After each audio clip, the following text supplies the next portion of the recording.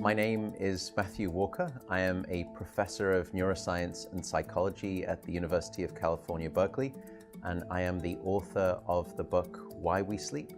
We certainly know that a lack of sleep will actually prevent your brain from being able to initially make new memories.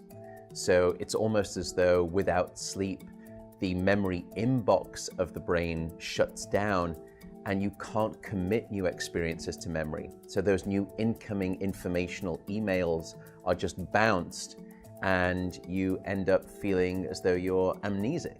You can't essentially make and create those new memories. We also know that a lack of sleep will lead to an increased development of a toxic protein in the brain that is called beta amyloid, and that is associated with Alzheimer's disease, because it is during deep sleep at night when a sewage system within the brain actually kicks into high gear and it starts to wash away this toxic protein, beta amyloid. So if you're not getting enough sleep each and every night, more of that Alzheimer's related protein will build up. The more protein that builds up, the greater your risk of going on to develop dementia in later life. What are the effects of sleep deprivation on the body? Well, there are many different effects. Firstly, we know that sleep deprivation affects the reproductive system. We know that men who are sleeping just 5 to 6 hours a night have a level of testosterone which is that of someone 10 years their senior. So a lack of sleep will age you by almost a decade in terms of that aspect of virility and wellness. We also know that a lack of sleep impacts your immune system.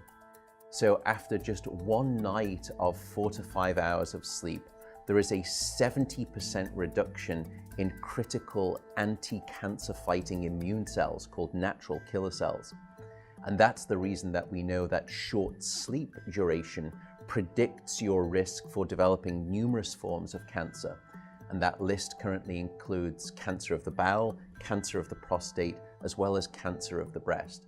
In fact, the link between a lack of sleep and cancer is now so strong that recently the World Health Organization decided to classify any form of nighttime shift work as a probable carcinogen. So in other words, jobs that may induce cancer because of a disruption of your sleep-wake rhythms. We also know that a lack of sleep impacts your cardiovascular system, because it is during deep sleep at night that you receive this most wonderful form of effectively blood pressure medication. Your heart rate drops, your blood pressure goes down. If you're not getting sufficient sleep, you're not getting that reboot of the cardiovascular system. So your blood pressure rises. You have, if you're getting 6 hours of sleep or less, a 200% increased risk of having a fatal heart attack or a stroke in your lifetime. There is a global experiment that is performed on 1.6 billion people twice a year, and it's called daylight savings time.